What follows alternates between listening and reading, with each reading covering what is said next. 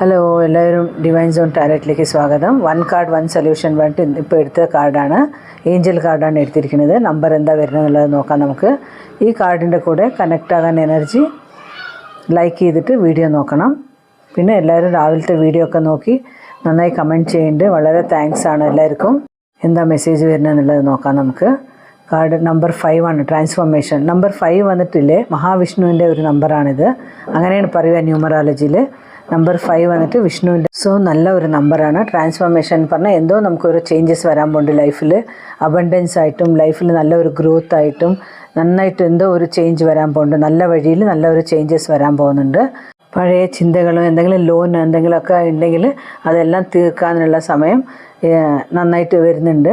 പിന്നെ നല്ല ഒരു ഗ്രോത്ത് പറഞ്ഞിട്ടുണ്ടെങ്കിൽ നല്ല വീട് വയ്ക്കാനും എന്തിനെങ്കിലുമൊക്കെ നല്ലൊരു സമയമാണ്. വീണ്ടും നമുക്ക് നാളെ വൈകിട്ട് കാണാം. 1 കാർഡ് 1 സൊല്യൂഷനിൽ. Thank you.